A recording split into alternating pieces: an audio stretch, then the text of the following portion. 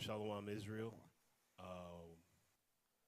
Thank you for tuning in. Thank you for checking out our classes. I'm going to be your teacher tonight. My name is Shalam, and to my left, Amatazah. And this is another Bible Basics class. And the title of the lesson tonight is, Are you really in this? Dedication is coming up, and Passover is coming up. Salakia. Passover is coming up, and it's really important that we get our spirits right. It's really important that we get the leaven out. That we step up our game, and we faithfully and diligently do what the Most High has asked us to do. So let's get into it. See what we got. Please like and share the classes. We got classes almost every night, so definitely tune in, share with your friends, share with your family. Continue to tap in with us. All right, so let's see. Let's start with Sirach 33 and 14.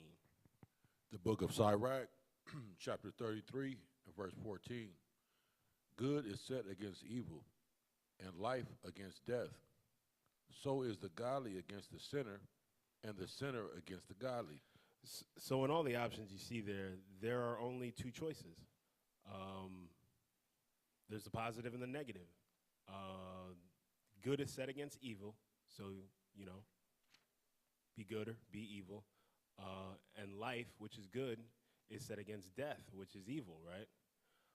And in the same way, we, the children of Israel, are divided, the godly versus the sinner, right? So you're either one or the other. There isn't an option to choose, both.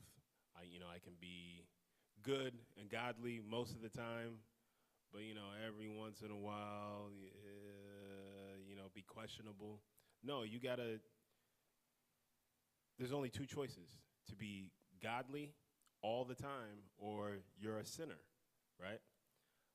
So you have to choose and dedicate and be godly all the time. It's not, you can't claim to be godly and not treat your spouse right, good most of the time. Ladies, you get that spirit every once in a while. That spirit will come on you, and you want to, say something kind of crazy to your man, or, look at him, or give him a little attitude, right? That's not being godly, right? And so if it's not good, it's evil. You got to be diligent about this walk. Be diligent about being righteous. Be diligent about being godly all the time. Because there's only one or two choices.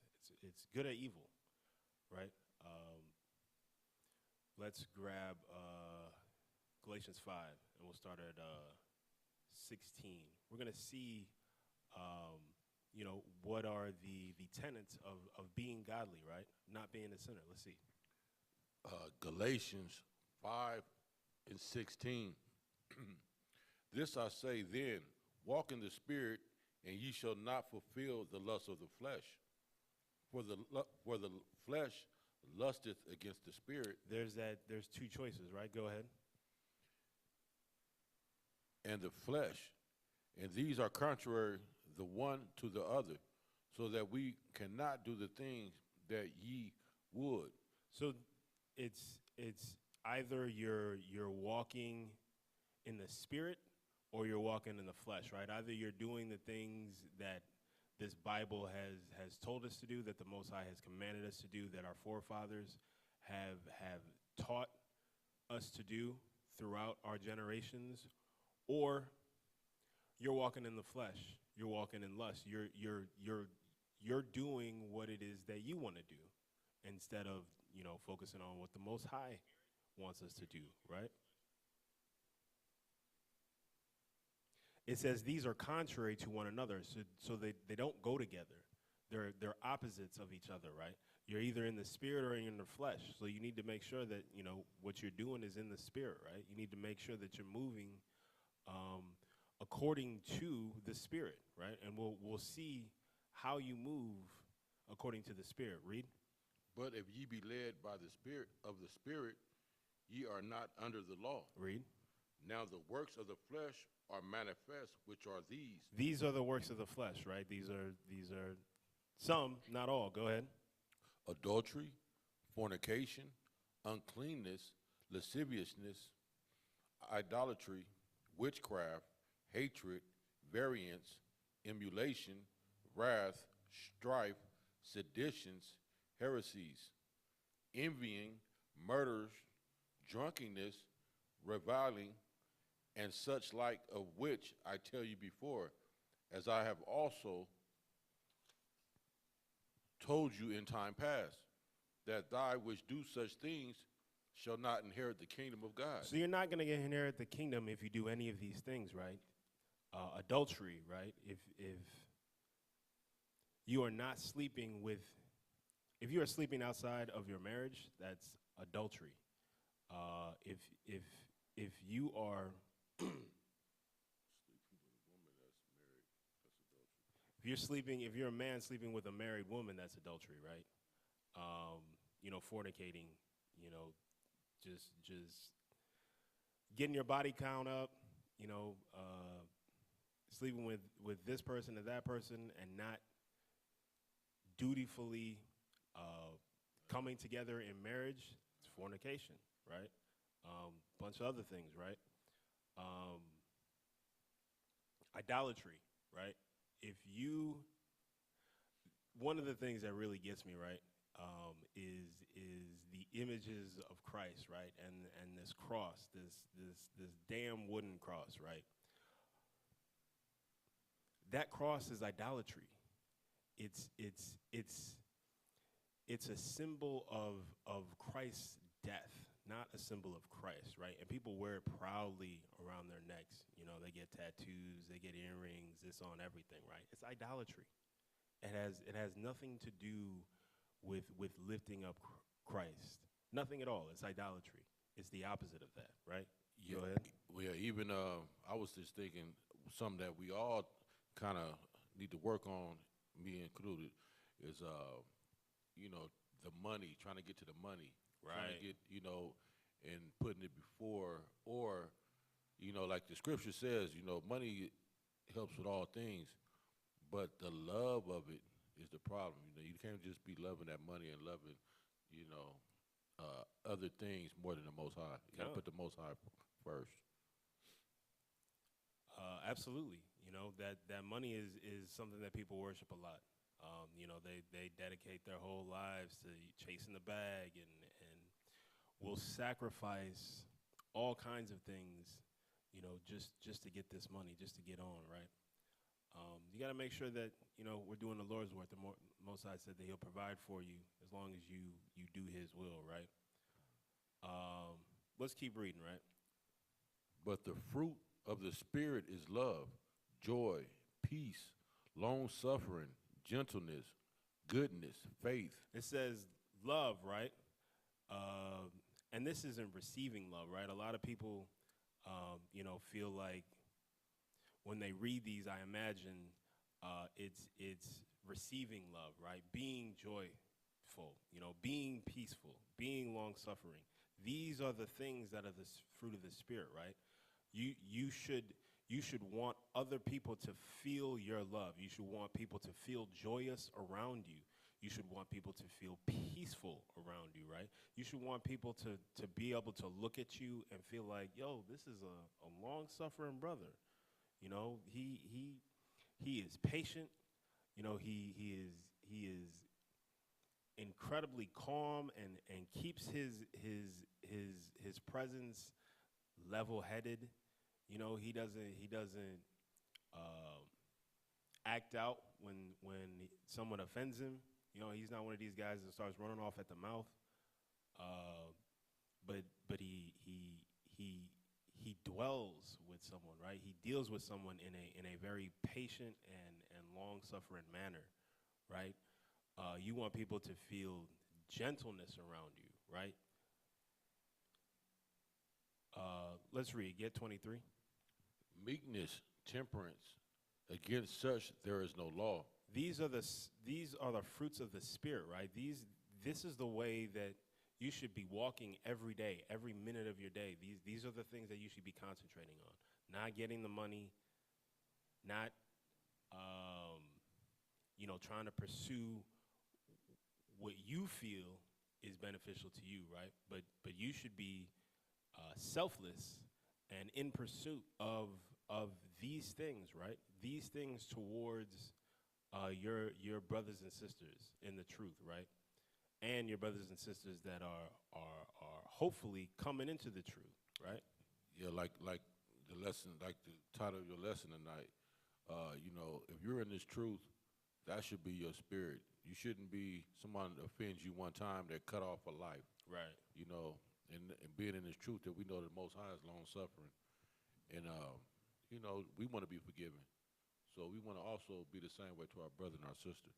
It a lot of times, you'll see it be the individual who is quick to point the finger, right, and quick to place blame. That'll be the person who, once they offend, they're looking for people to be long suffering with them, right? And it's like you can't receive if you're not given that, right? So that's the thing that you should be concentrating on. That's a straight hypocrite. Right, absolutely. Grab 24. Read on. And they that are Christ have crucified the flesh with the affections and lusts. Read. If we live in the Spirit, let us also walk in the Spirit. Let us not be desirous of vainglory, provoking one another, envying one another. That vainglory, right? You're not supposed to be desirous of making a name for yourself, right? Or being the best so-and-so, being thought of as the best so-and-so or the best this and that, in your congregation or in your family or whatever it is, right? Be desirous of walking in the Spirit. Be desirous of people looking to you as a pillar of righteousness, right? As one of the Most High's humble servants, right? That's the thing that you should be in desire of all the time. Even when you're by yourself, right? That's what your mind should be meditating on, day in and day out. Let's grab Luke 12 and start at verse 29. Book of Luke, chapter 12, verse 29. And seek not ye what ye shall eat, or what ye shall drink, neither be ye of doubtful mind. See, a lot of times what happens is, people are focused on, making ends meet. This is Babylon. We're going through the curses, so it's tough out there. You know, people get laid off from their jobs. It's hard to find employment. Um, you know, everything's getting more and more expensive. It's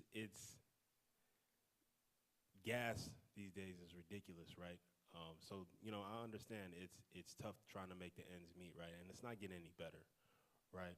But if you're focused on trying to figure out a way to make these bills get paid, trying to figure out a way how to get this rent paid, how to get this car payment paid, how to work extra hours so that you can make ends meet, right? You're trying to cut corners and you're trying to figure out how to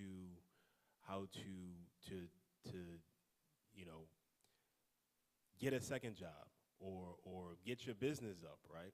And you're focused on all of these other things, but seeking the Most High, you're gonna be in a tough place for a long time, because the Most High is not dealing with you. He's not going to ease your suffering unless you're doing what He asks of you, right? Unless you're pursuing His will and not your own will, right? As soon as you stop pursuing the Most High's will and you start doing, the things that you want to do, the things that make you feel good, the Most High's not messing with you, right? And there's gonna be some suffering, there's gonna be some heartache, there's gonna be, tight times, and you got to ask yourself, am I going as hard for the Most High as I should be, as I need to be? Am I trying to be charitable all the time? Am I trying to be meek and humble? Am I trying to control my anger and my emotions? Am I really working on being my fellow brother and sister's servant? Am I really doing what I can to lift up and carry the congregation, right? Are you doing enough in the congregation? Are you doing enough in your community? Are you doing enough for your brothers and sisters that are in the truth? And not to cut you off, but You got it? even if you are doing a lot, you could always do more. You could always do more. If you think you're doing enough, I think we all need to have that spirit, even, that we can do more, that we can always do more. There's the thing really is, right, the amount of sin that we are covering for, trying to cover for, it's innumerable. How many Sabbaths have you broken, right? How many feast days have you missed? How many sins have you committed in your lifetime before you found out about this truth, right? And the Most High, If Christ hadn't came, we would all be put to death a long time ago. absolutely. The Most High is incredibly merciful, and none of us deserve it. Yet we act like, it's our right or it's our due, or if we come to class and sit our hides in these chairs and listen to service every Shabbat, we're good. There's always more that you can be doing, because the sins that you are trying to clear are endless, and you should never fix your mind to think that you're good, right? You can always do more. Let's keep reading. For all these things do the nations of the world seek after, and your Father knoweth that ye have need of these things. Everyone is seeking the same thing, right? Everyone is seeking their pleasure. Everyone is seeking their glory. Everyone is seeking that come up, right? Everyone wants to be, people want to be, people want to be what what they see in the world. They want to be what they see on TV. They want to be what they see in entertainment on social media. They want to have easy lives. They want to be able to go out and spend, money without having to think about it.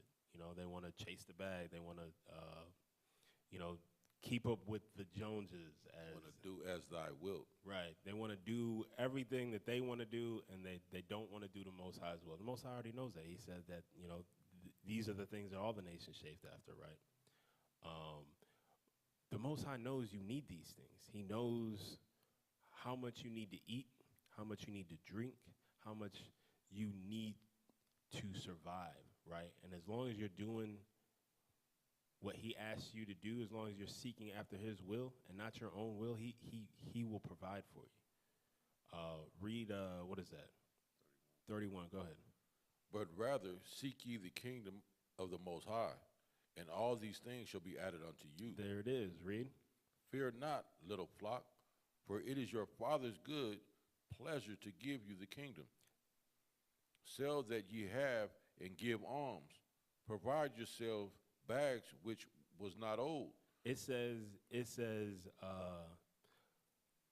your Father's, for it is your Father's good pleasure to give you the kingdom. The Most High wants to give you the kingdom, right? He doesn't want to keep this from you. He doesn't want this to be hard on you. He doesn't want you to have to struggle for this, right? He is more than willing to make your life as easy as you're willing to put in effort for, right? But you got to do your part. You got to put in your effort. Read. Start from the top. Sell that ye have and give alms.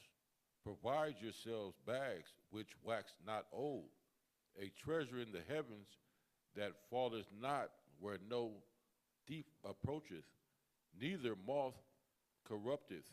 So you should be giving alms, right? Even if you have to sell these things that you can't take with you when you die. These things should be nothing, right? Providing works and alms for the congregation, right? For the building up of this nation. That's an easy sell. That's something that you should want to be doing. You should be giving as much as you feel you can and more, right? If you have to cut back on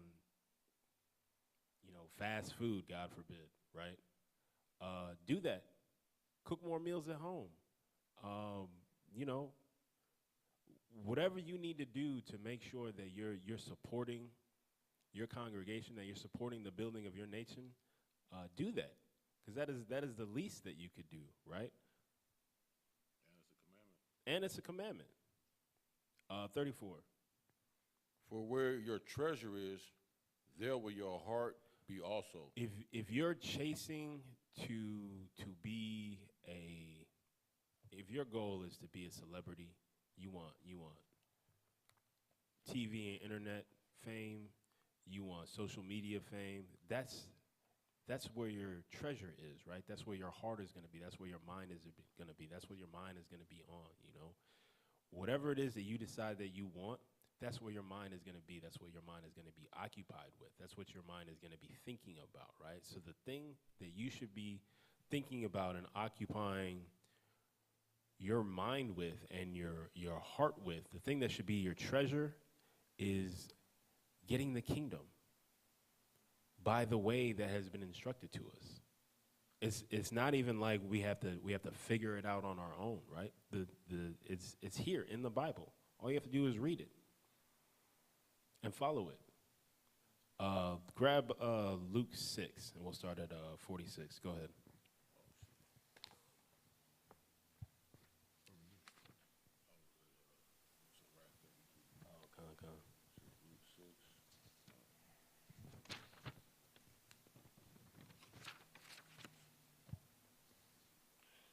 This is the book of Luke, chapter 6, and verse 46. And why call ye me Lord, and Lord do not the things which I say? It says, you know, why do you call me when you're in trouble, when you're in need, right? Why are you calling for me, and yet you're not doing the things that I've asked you to do, right? 46. 6 and 46. And why call ye me Lord, Lord, and do not the things which I say? Why are you looking to me for help, for assistance, for anything, when the things that I've commanded you to do, you're not doing, right? Why are you coming to me for help when, you know, you got that friend or that family member, right, who Like, why you want me to love you when you're not loving me? that part, right? Like, you know, you got your friend, family member, whatever, who just can't seem to stay out of trouble, right? But they always want you to bail them out, and it's like, I'm giving you instructions on what you should do in order to keep out of trouble, right? And yeah, you don't want to listen to me. You don't want to hear me. You're not interested in anything that I have to say. But every time you get into trouble, here you come, you know, calling me, looking for help. Like, that doesn't make any sense. That's a non-starter. That's a non-go. I'm not going to be interested in helping you out if you're not helping yourself out. Right? It's the same thing with the Most High. He is given us all the instructions necessary, and yet we turn away. We only look for him, you know, when things are going bad, when we need help. That's not pleasing to the Most High. You got something? Yeah, no, I was just thinking when something I was told a long time ago, my dad used to tell me, man, love who loves you. Yeah. You know, you trying to love somebody that don't love you, you setting yourself up for straight failure. Right. And the Most High tells you, if you love me, keep my commandments, you know. And so the thing is, if you're not doing his will, like he say, I'm not dealing with you. Straight like that. Absolutely. And it's fair. You know, a lot of times we praying, like I listen to people all the time, and, you know, that don't do nothing with, you know, you can't even tell them about the Most High. Right. And but when, you know, but they talking about God, you know, you hear my prayers or something, and I'm just looking like, man, that's not how it works. Man, yeah, you gotta be willing to do to receive. Where we at? 47. Go ahead.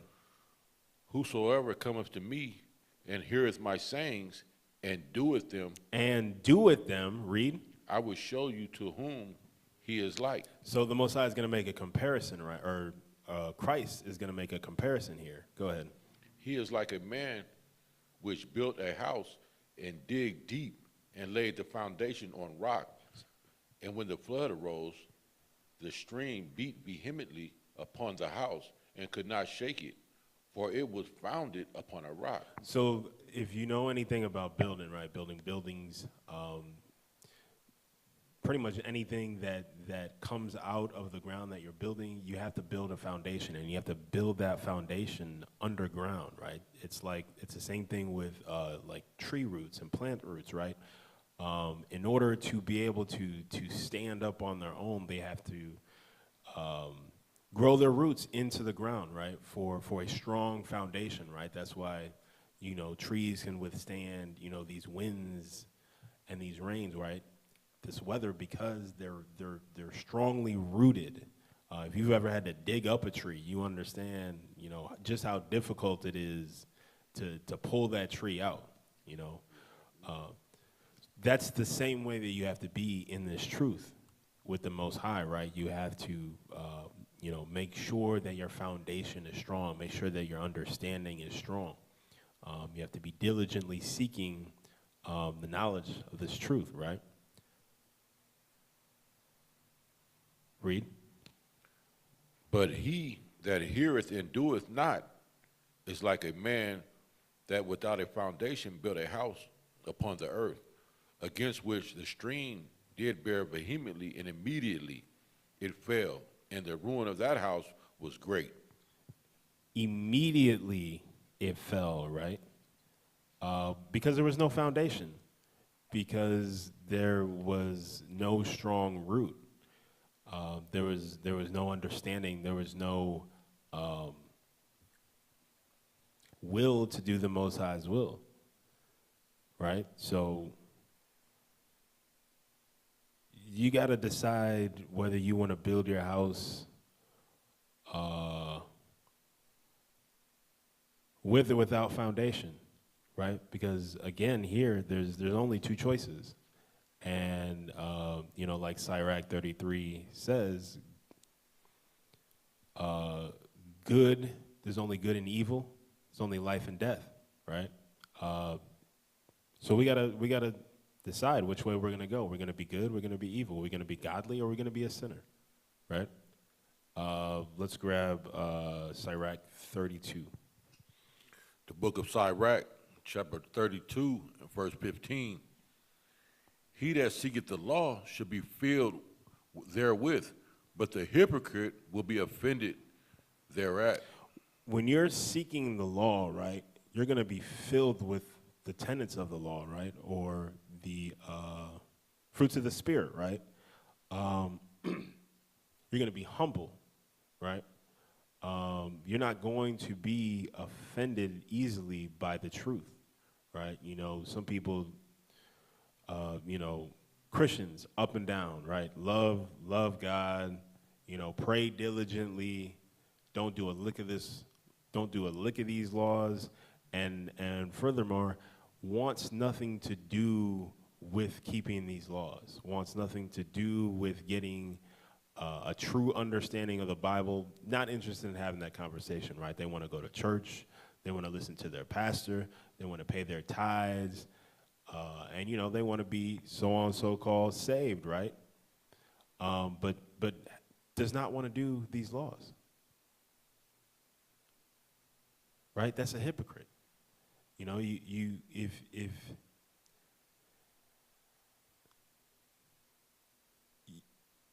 If you're not willing to simply do what the Bible says, if you're not willing to be diligent and seek the will of the Most High,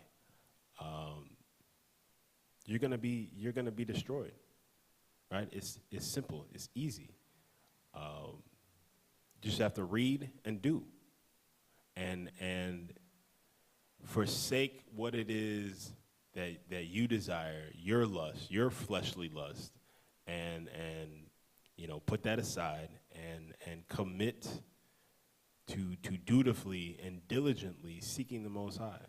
Read. They that fear the Lord shall find judgment and shall kindle justice as a light.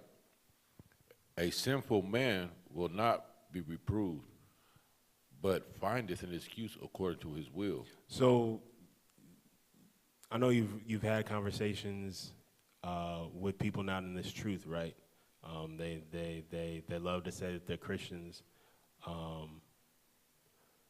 but when confronted with their sins or their lack of keeping these laws, they have an excuse. They got an excuse for everything, right? And even so, people in the truth, right? It might be people in your own congregation. You ask brothers, why didn't you come to Passover? Oh, this, that, and that. They got an excuse, right?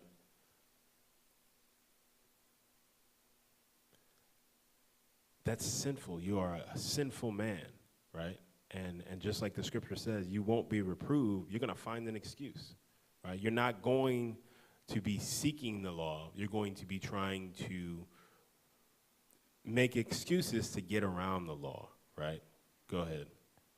A man of counsel will be considerate, but a strange and proud man is not daunted with fear, even when of himself he have done without command. So, without counsel. You got it. A proud man is he's not going to be concerned with taking counsel, with seeking out others' opinions, right? With looking to get the thoughts of another man, a wiser man. No, he's going to be confident in his opinion. He's going to be confident that he knows what he's doing. He's going to go out and do what he thinks he should do, right? It's not wise.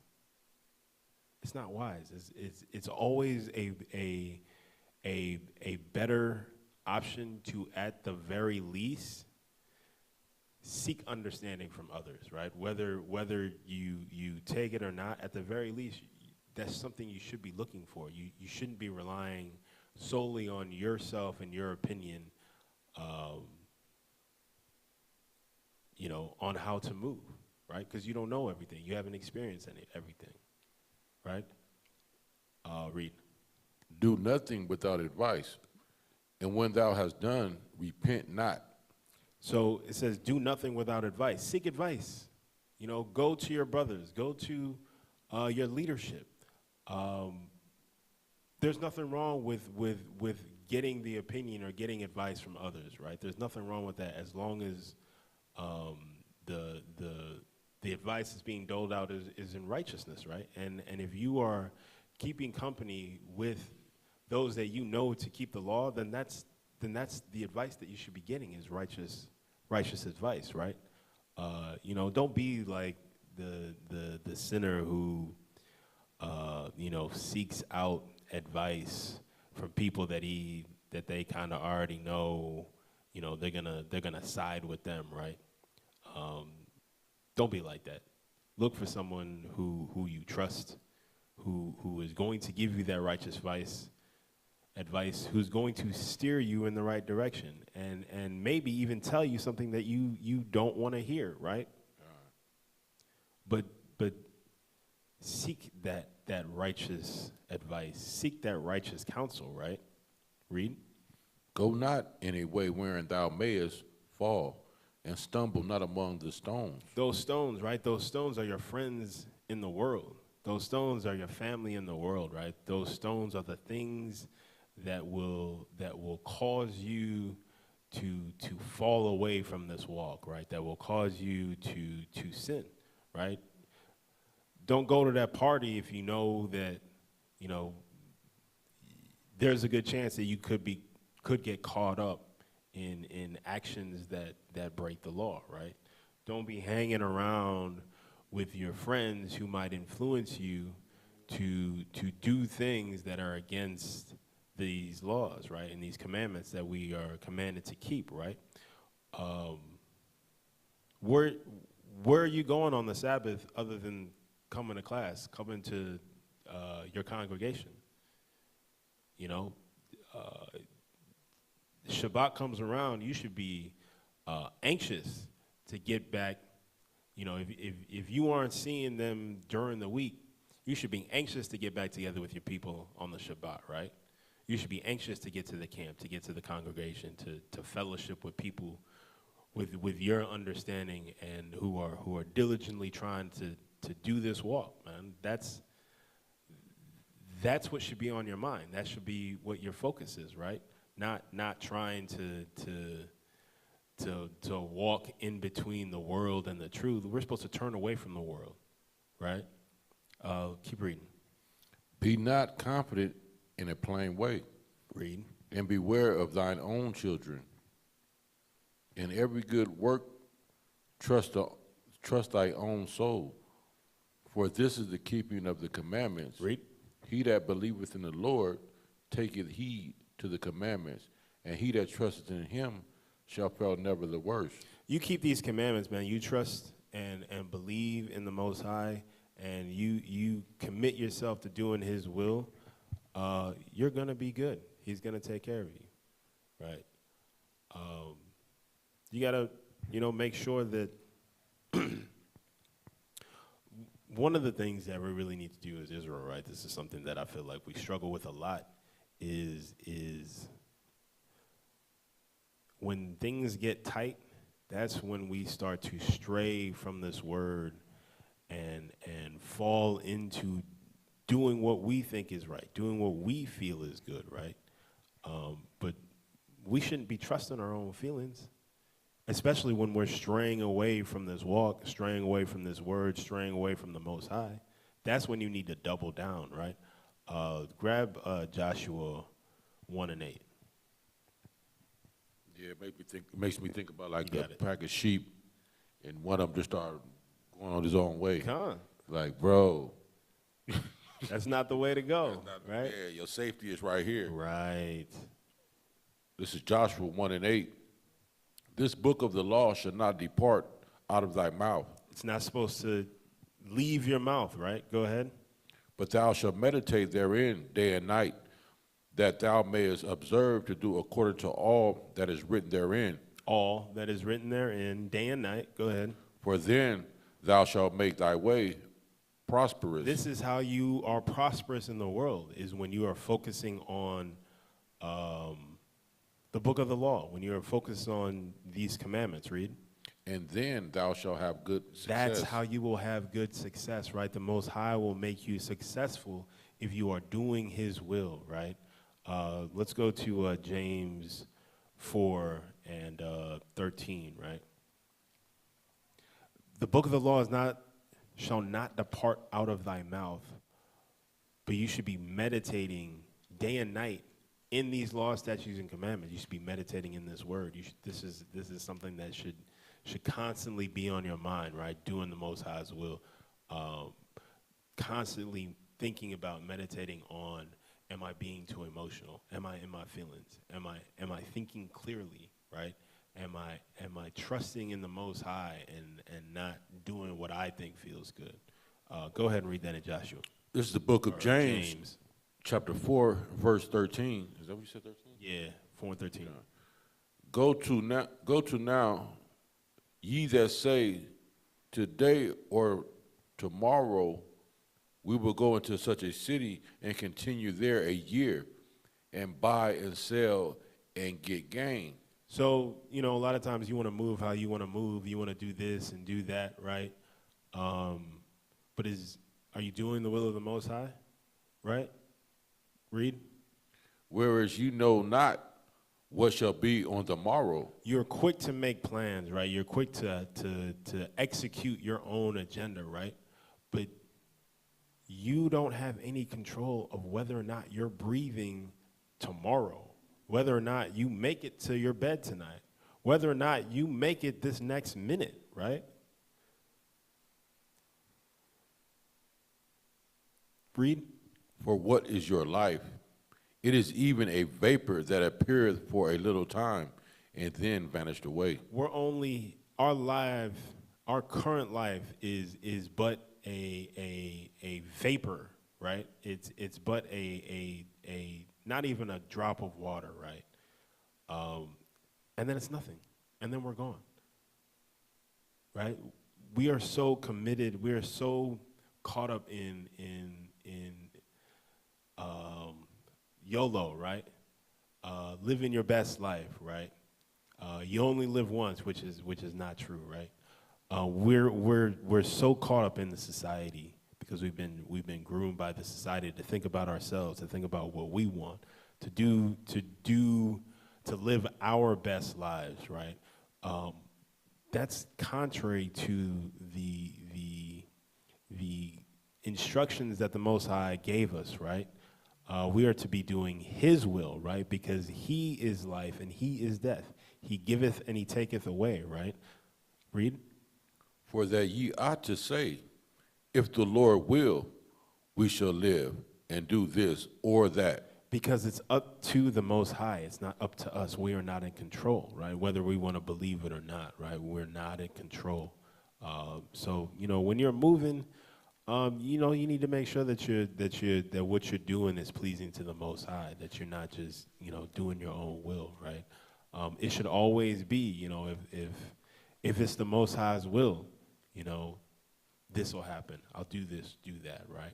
But it should always be the will of the Most High. That should be the thing that you're focused on, right?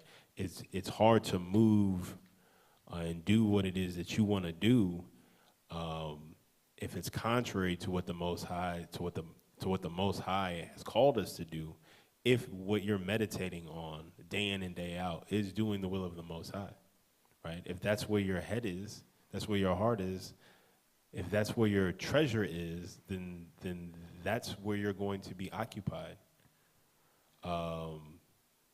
Jeremiah. The book of Jeremiah, chapter 17 and verse 9. The heart is deceitful above all things The mind is deceitful above all things. Read. and desperately wicked. Who can know it? Who can know it, right? It's something even that I struggle with, right? Is wanting to believe the feelings that I have, right? They're real. They're real to me. They seem valid. They seem reasonable. They seem logical. It makes sense to me, right? But the scripture says the heart or the mind is deceitful above all things, right? It's deceitful because we as human beings, our nature, our primal instinct is survival, right? By any means necessary. That's our primal instinct, right? Part of that survival is you want to be able to survive comfortably. You want to be able to survive with the least amount of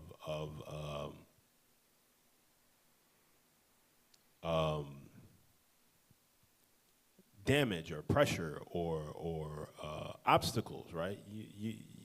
You want to be comfortable, and so part of that is not hearing, not taking correction, right? Because you don't want to be corrected. You don't want to be told that what you're feeling is wrong. You don't want to be told that what you're doing is wrong, right? You want to be able to do what makes you feel good. You want to be able to do what's in your mind, what's in your heart, right?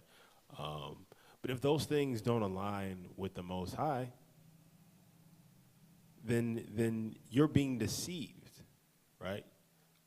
So trusting in your feelings it's a you got to make sure that your feelings are in the right place. You got to make sure that your spirit is in the right place, right? Because it's very easy for you to feel validated by your feelings and your feelings just be wrong, your feelings just be off, feelings just be unrighteous, right? So the way to be on track is to keep these laws and do what the Most High has commanded us to do, right? Fruits of the Spirit, that's the things that we should be meditating on night and day. Read.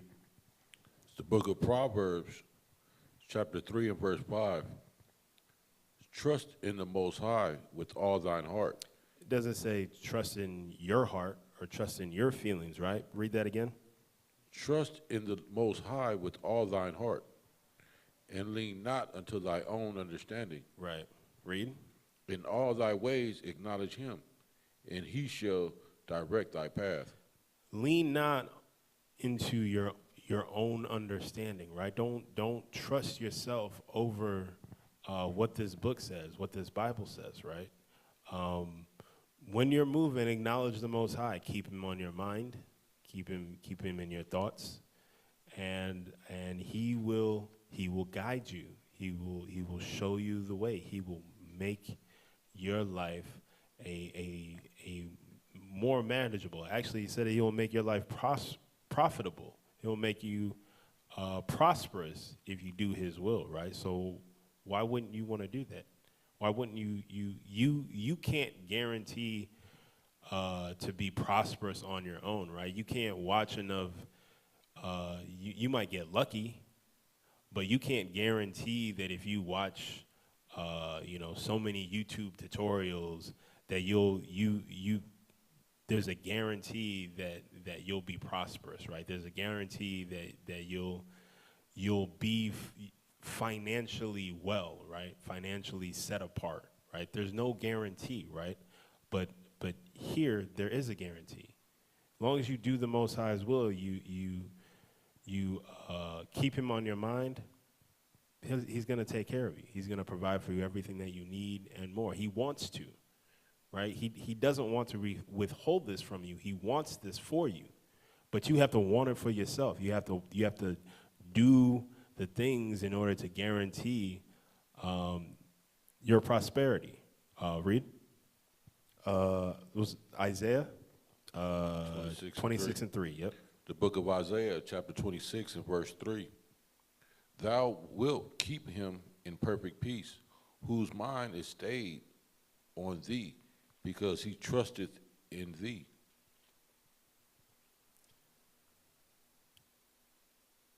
It's a theme here, right? Keep your mind on the Most High. Trust in Him. Put Him first and foremost in everything you do, and He's going to take care of you. You're going to be good. You're going to be fine. You know, anything that you're going through, the Most High will ease it for you if you're doing His will, right? And what scripture that he said? It's a small thing for him to make a poor man rich. You know, so if that's what it's going to be for you, it's nothing for the Most High to be able to do that. Absolutely. But our whole thing is we're trying to get this kingdom, and you know, that should be the main focus. Come on. You know, not saying that you can't be successful in your business and have things and all that, but you know, we just want to make sure we keep the Most High in the forefront and on our minds continuously.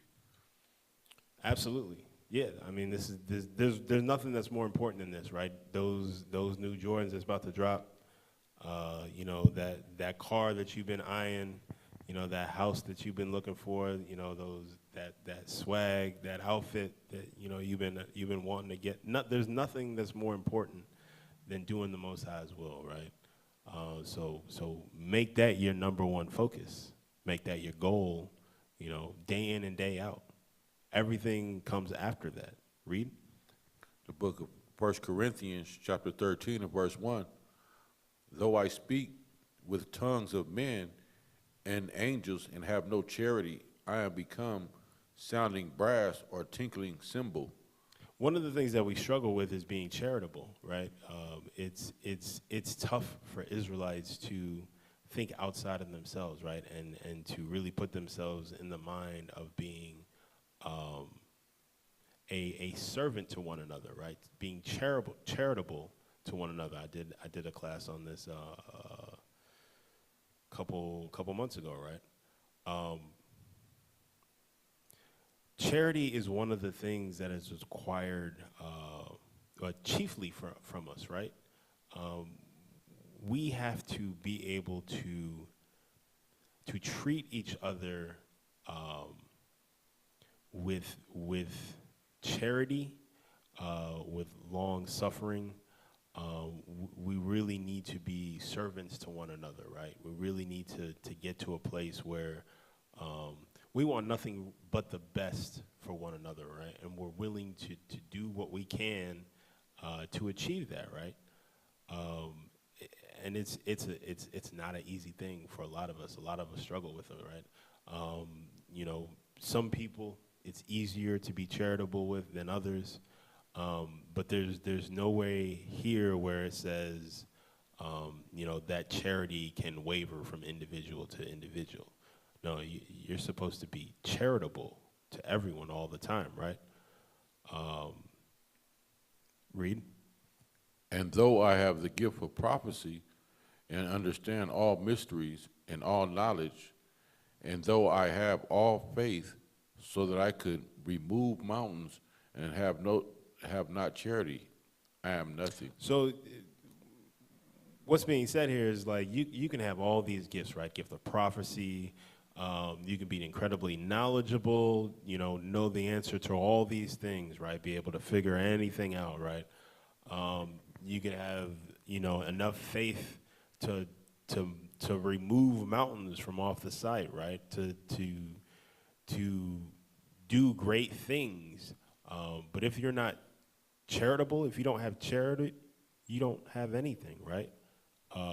Read 36 or 13 and 6. And 6. Okay. Rejoices not in iniquity, but rejoices in truth. Beareth all things, believeth all things, hopeth all things, endureth all things. We You want 8? Charity never faileth. no, I mean, Okay. we missed 5. That's all right. Salakia. Want me to read it? Yeah, let's read 5. You really missed 4 too, bro.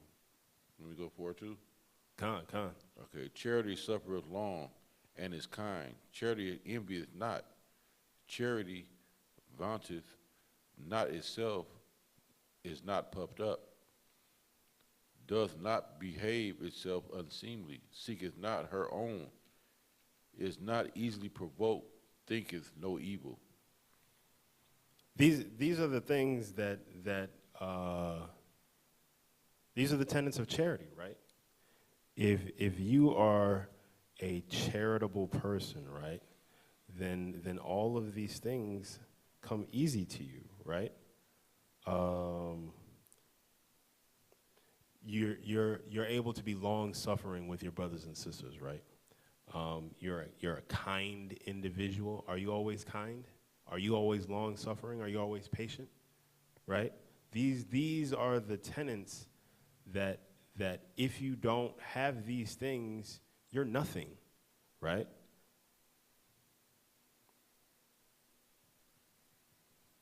You're not looking for your own vainglory, but you're looking to lift others up in righteousness, right?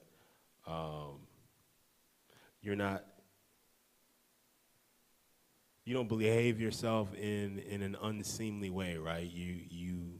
Your character, the way that you carry yourself, the way that you move, is in humility, right? It's a way in which other people look at you and they can see someone that is humble, someone that puts others before themselves, right? Someone who is really trying to be the best representative of the Most High, right? That's what people should think of you when they think of you, right?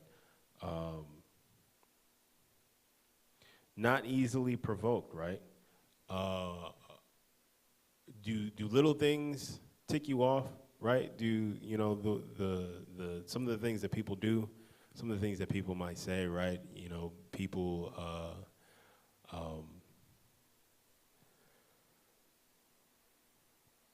Are you easily troubled, or do you feel a kind of way pretty easily when people may be offensive, right? When people, they may not offend you directly, right? But you know, this person, you know, the way that they walk into a room, or the way that they, you know, whatever it is, right? If that's just, if there are things that just kind of grind at you and get on your nerves, you're not a charitable person, right? You should be able to, if you're focused on portraying the fruits of the Spirit, right? If you're focused on doing the Most High's will, these things that may feel offensive, that may bother you, that may tick you off, that may even be a little annoyance, right? You won't even be able to be bothered with these things if you're focused on what you should be focused on, right? These little things, they're not nothing. They don't mean anything. They're not offenses. They're not breaking any laws. It shouldn't be an issue to you. It shouldn't be something that you dwell on. It shouldn't even be something that you think about, right? You should just look at that with no emotions, no attachments, and be able to move on and continue doing the Most High's will, right? Where are we at? 113. Yeah, go ahead. And now abideth faith, hope, charity, these three, but the greatest of these is charity. So out of faith, hope, and charity, the greatest is charity, right? It's better to be charitable. Like, charity is the thing that you should be working on the most, right? Being charitable to one another, right? Let's go to Romans 12 and verse 1. We'll read 1 and 2. 12:1. Yeah. Being charitable, you have to be selfless. You have to, you know, constantly put be looking to better other people rather than focus on yourself and your needs, right? You have to be thinking about the greater good, the greater need, which is building the nation, right? That's something that we all should be focused on. Go ahead and read that. The book of Romans, chapter 12 and verse 1. I beseech you, therefore, brethren, by the mercies of the Most High, that ye present your bodies a living sacrifice. We are to be. Excuse me. Go ahead. We are to present ourselves a living sacrifice, right? What does it mean to sacrifice? That means to give, right? That means to give even when it's painful, right? Even when it goes against everything that you want to do, right? Give anyways. We are to present ourselves a living sacrifice, because at the end of the day, this isn't our life. The Most High put us here, right? We're to be doing. We are His children, His treasure, right? We are to be doing what He has commanded us to do, right? Not what we want to do, because we don't have any power, right? Read. Wholly acceptable unto the Most High, which is your reasonable service. That is your reasonable service, right? The blessing that the Most High has given you life. He has allowed you to live and repent, right? And turn away from the world and focus on doing His will, focus on spreading His gospel, focus on building up the nation. That is a blessing. That is not something that any of us deserve, right? The reasonable service we can have for all of that is making our bodies a living sacrifice, sacrificing for our nation, sacrificing for our people, putting our feelings aside and focusing on what the Most High has asked us to do, right? That's reasonable. Read verse 2. And be not conformed to this world, but be ye transformed by renewing of your mind, that ye may prove what is that good and acceptable and perfect unto the Most High. Be not will of the Most High. Be not conformed to this world, right? Get out of this world. Stop pursuing the things that this world tells you that you should be in pursuit of, right? Stop chasing the money. Stop chasing, the glory, the fame. Get out of this world, right? And focus on the nation. Focus on getting the kingdom, right? Focus on building up brothers and sisters in righteousness. Focus on building up these children in righteousness, right? That should be our focus, right? So that we can get out of here and get this kingdom, right? Which is immeasurable. It's unfathomable right now. Like, we can't even imagine how great the kingdom will be, right? That's the thing that we should be focused on. Read.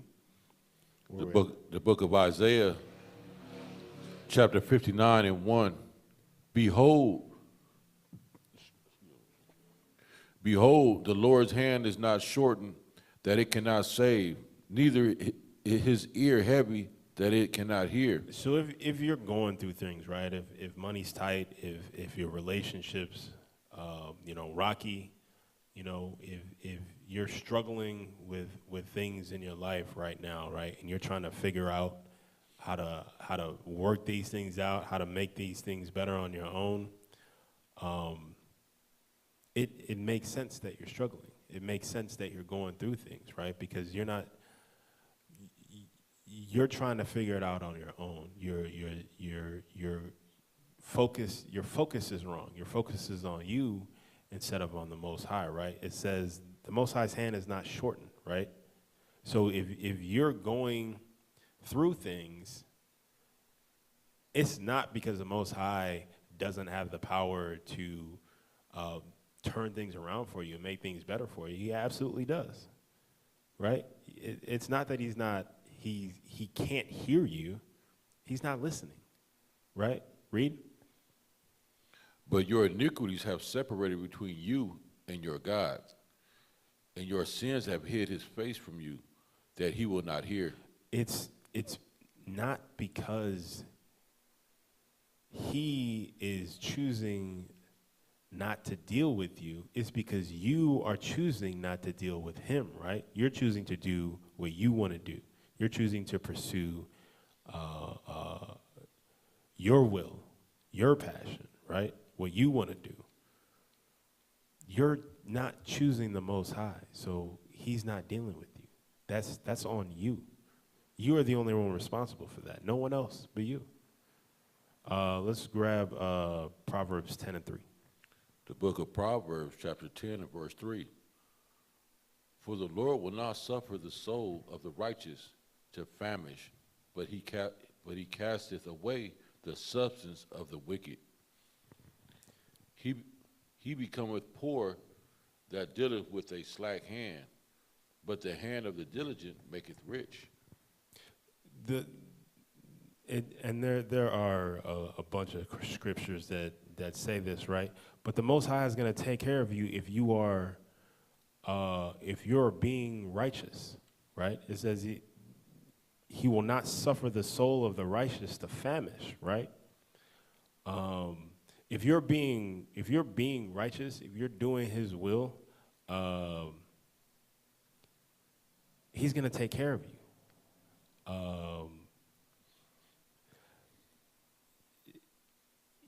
When you take your life into your own hands and when you start doing things the way that you want to do it, that's a slack hand, right? When you stop doing the will of the Most High, that's when he will turn his favor away from you, right? But it says the hand of the diligent maketh rich, right? So if you are diligent in this walk, if you are diligent in pursuit of the will of the Most High, right? He's going to take care of you. He's going to make you rich, right? And that's in spirit and in all ways. So, 10 and 3? No. Ecclesiastes 10 and 18. Yep.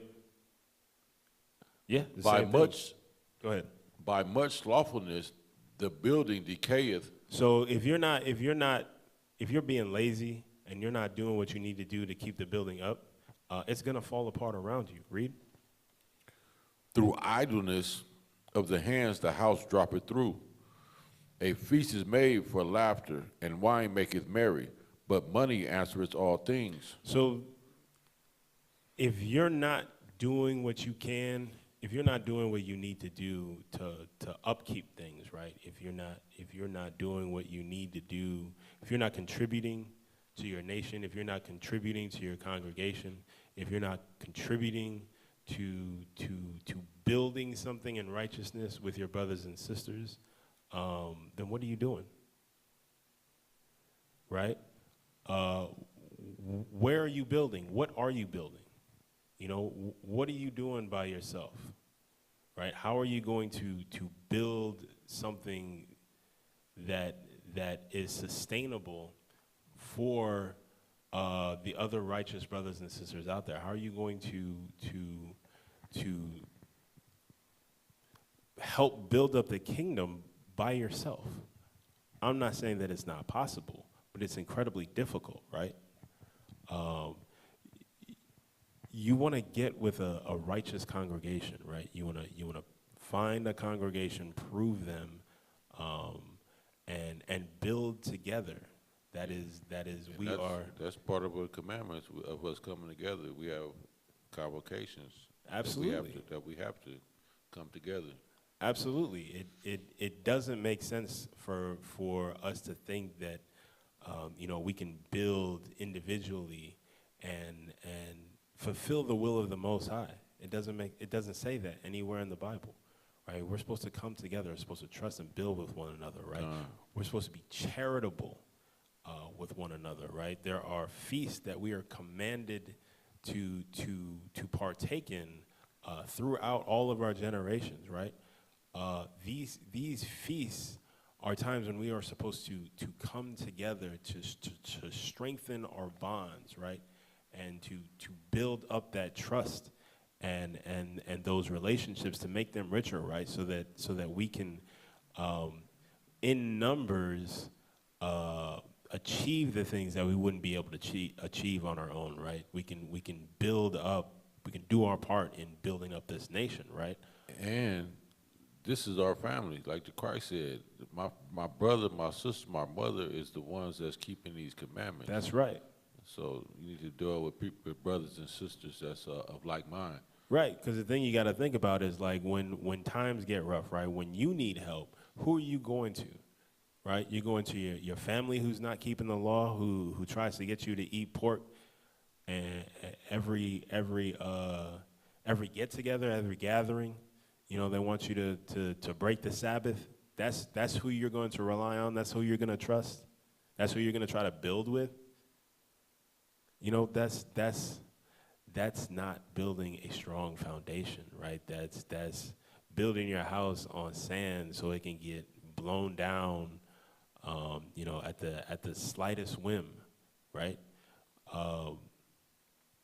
We got to build with one another. We got to build with each other, right? In righteousness. That's what's commanded of us.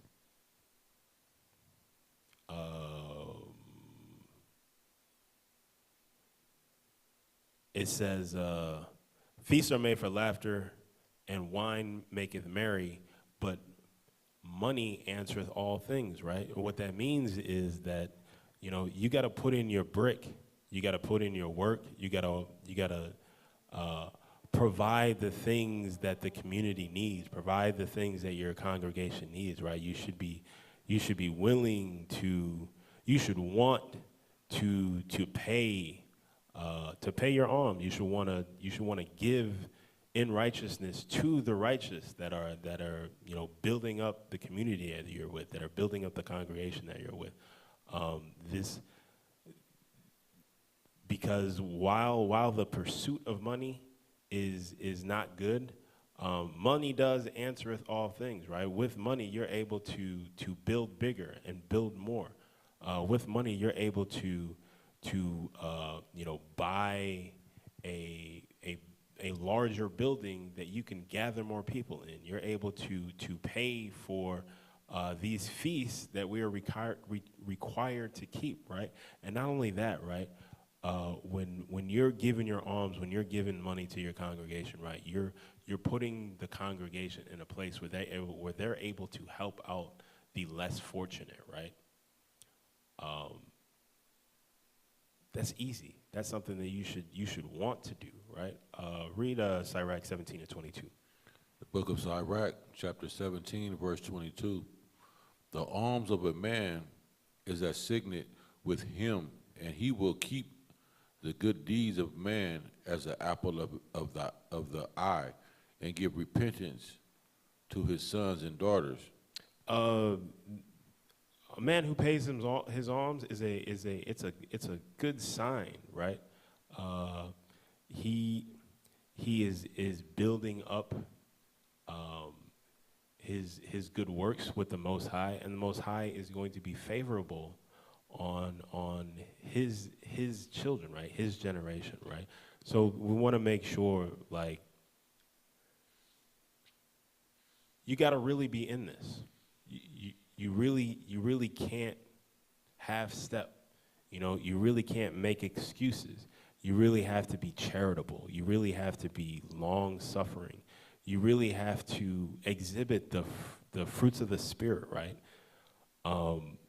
You have to be diligent about that. You have to make that decision in your mind that this is what you're going to do, and do it, right? And the more you do it, the easier it becomes, right? But you have to do it. You have to put forth that effort, right? We are required to build ourselves up in righteousness, right? We are required to become, bulletproof, if you will, for this truth, right? Let's go to 2 Maccabees 7:1 for an example of how our faith should be, right? Go ahead and read that. It's the book of 2 Maccabees, chapter 7, and verse 1. It came to pass also that the 7 brethren with their mother were taken and compelled by the king against the law to taste swine's flesh, and were tormented with scourges and whips. So this king had taken this Israelite, mother and her sons, and tried to get them to break the commandments, right? Trying to get them to eat swine, right? And they're tormented.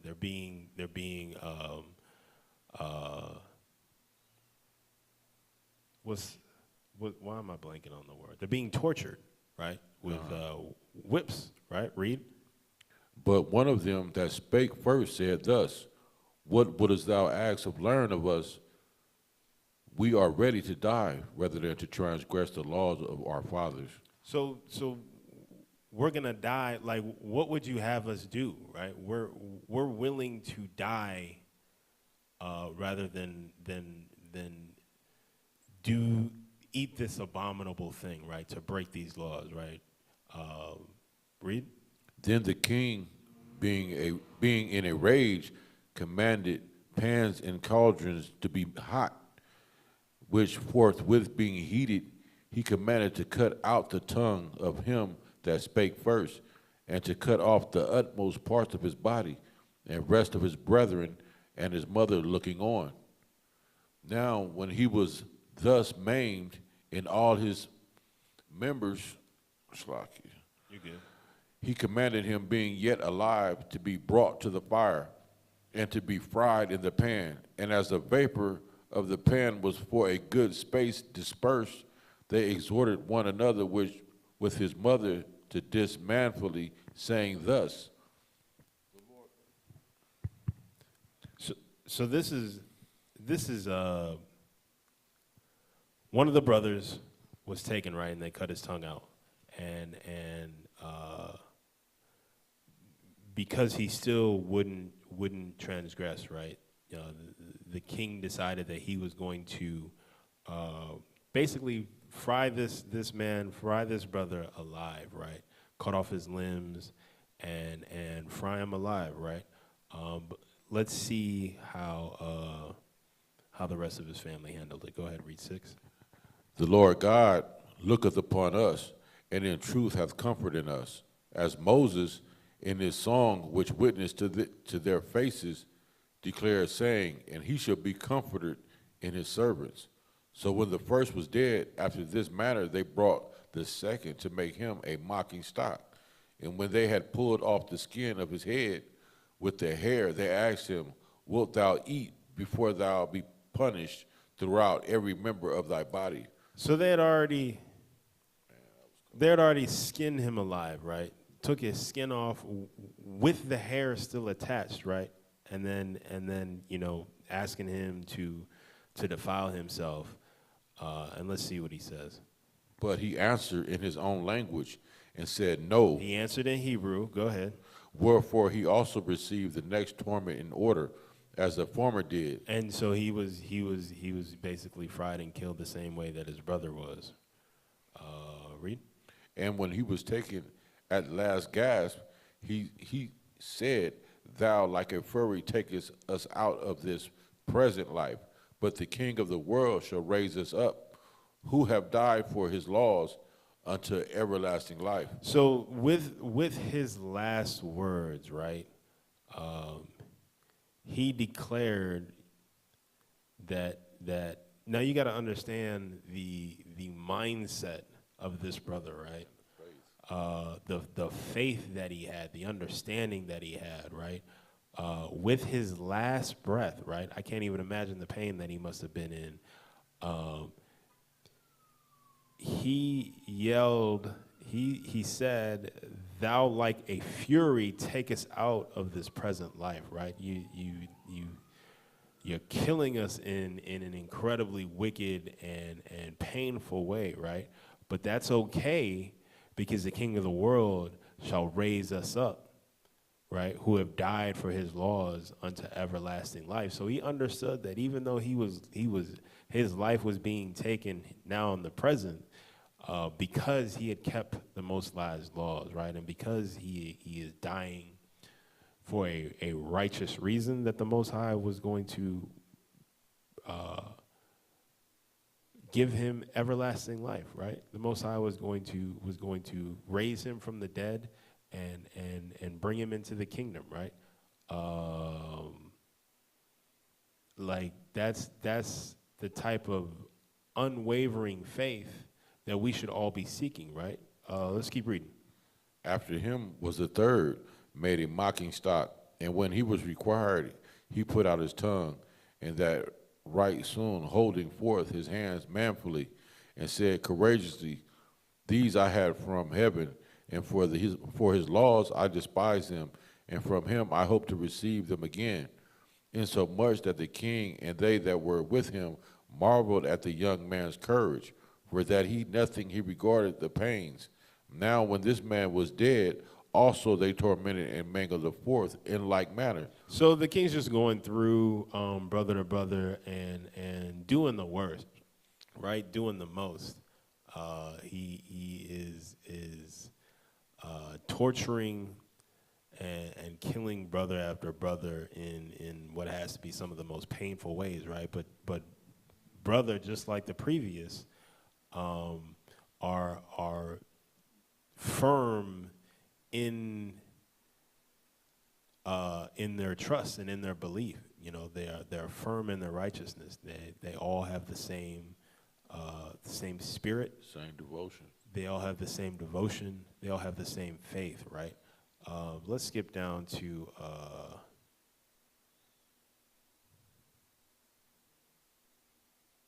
19. 18. Read 18. After him also they brought the sixth, So this is the sixth brother now. who being ready to die said, Be not deceived without cause, for we suffer these things for ourselves, having sinned against our God. Therefore marvelous things are done unto us.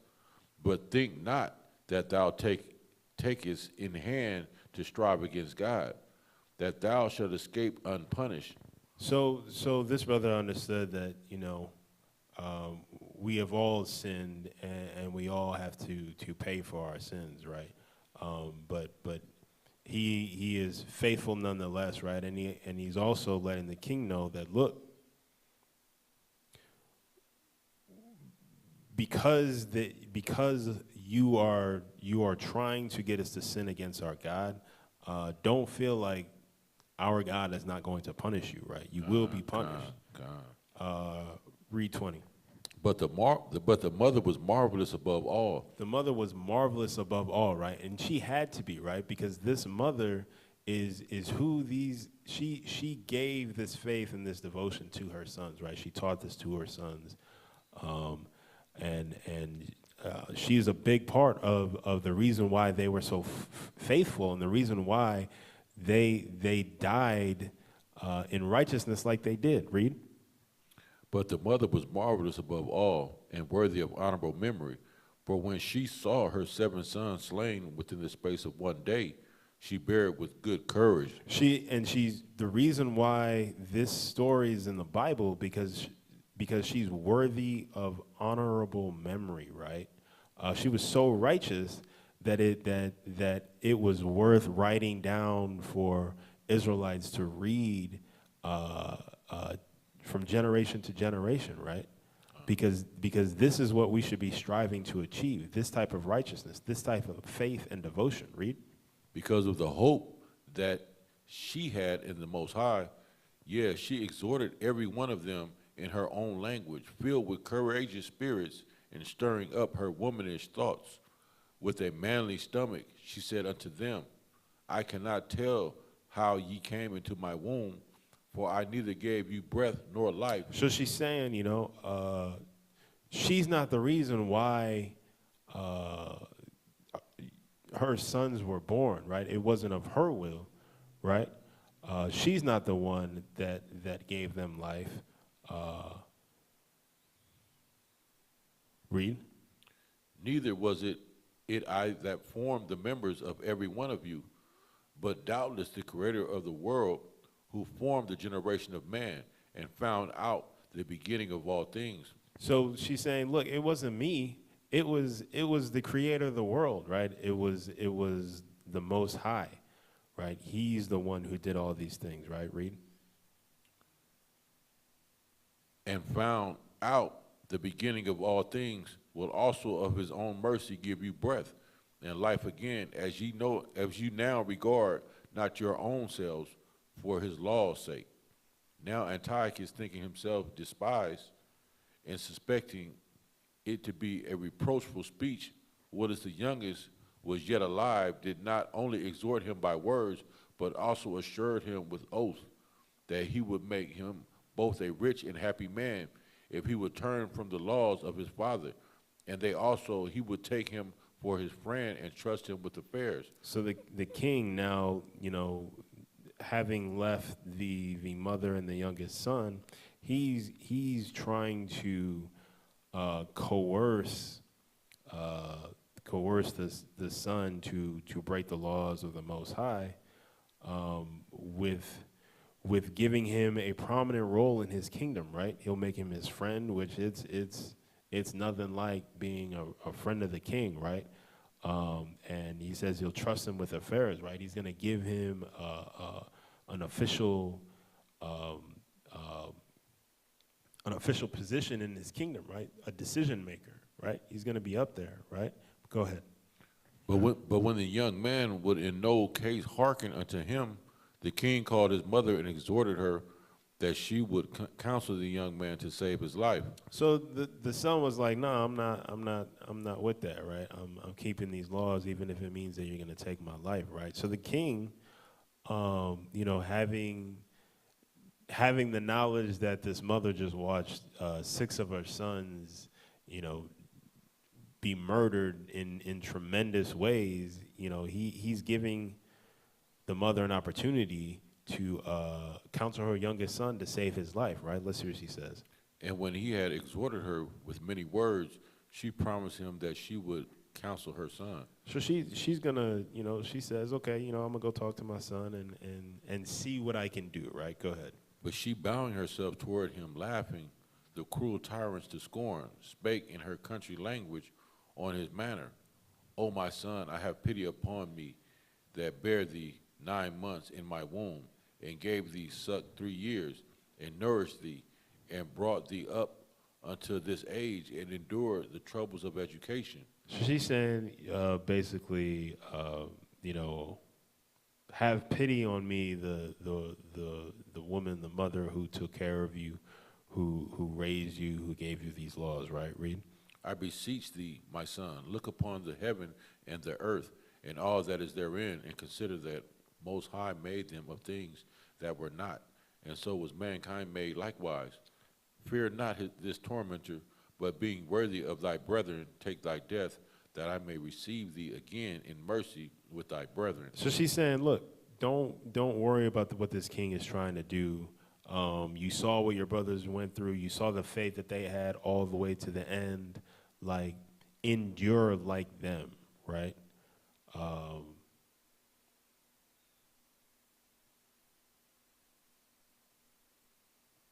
Read. While she was yet speaking these words, the young man said, Whom wait ye for? I will not obey the king's commandment, but I will obey the commandment of the law that was given unto our fathers by Moses.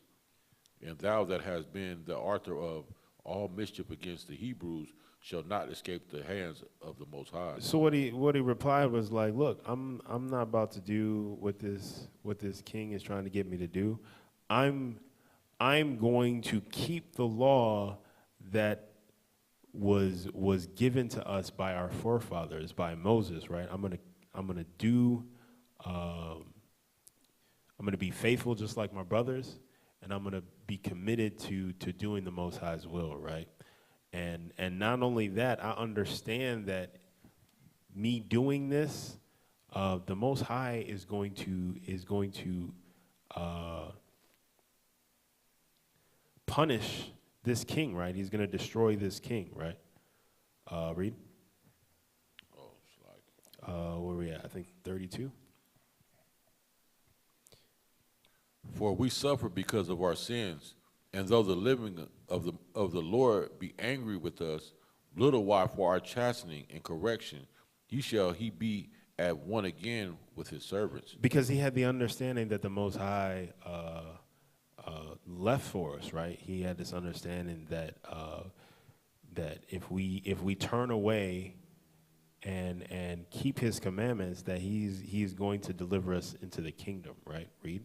But thou, O godless man, and of all other most wicked, be not lifted up without a cause, nor puffed up with uncertain hopes, lifting up thy hand against the servants of God.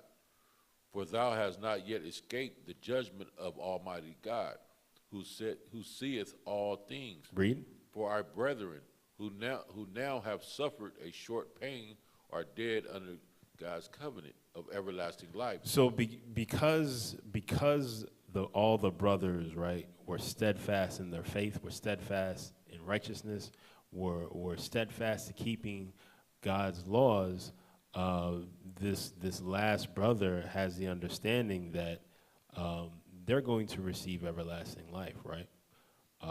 Read. But thou, through the judgment of the Most High, shalt receive just punishment for thy pride. But the king is going to be destroyed by the Most High God for his pride, for thinking that he could convince these brothers and this mother to sin against the Most High. Read. But as my brethren, offer up my body and life for the laws of our fathers, beseeching the Most High that he would have speedily but merciful unto our nation, and that thou by torments and plagues mayest confess that he alone is the Most High.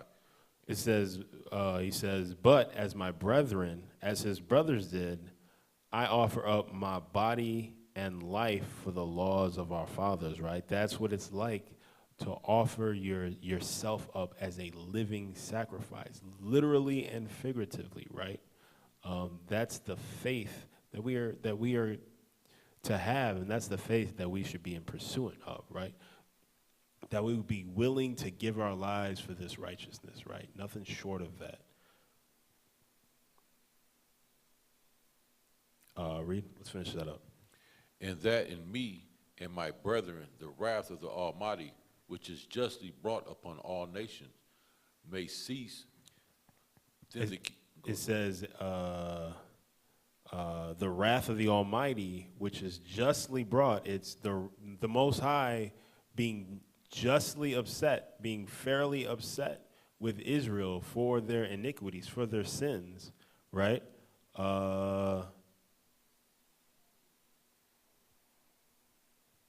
That it may cease based on us getting it right, based on us turning away and repenting and keeping these laws, right? Read. Then the king, being in a rage, handled him worse than all the rest, and took it grievously that he was mocked. So this man died undefiled and put his whole trust in the Most High.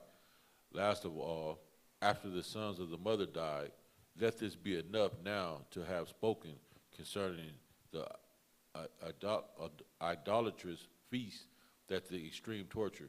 That's all I need. Right. So the king being upset that he couldn't break any of the brothers, right? Even the youngest, he was irate, right? And so he killed the brother, and then he went again and he went ahead and killed the mother, right? But it says that this man died undefiled, right? He put his whole trust in the Most High. He gave his life for the Most High. He was a living sacrifice, right? So the thing that we should be asking ourselves, right, and the thing that we should be focused on going into this Passover is being that living sacrifice, right? Being that humble servant to the Most High, right? Exhibiting all the fruits of the Spirit, right? Being charitable, paying our alms and doing everything that we can and then some to build up this nation, build up our communities, our Israelite communities, build up our congregations, right? Building up one another, right? These are the things that we should be focused on more than anything else, right? You got something for me? Khan. So with that, if you don't have anything, I'm going to say shalom and continue to tap in with us. Shalom.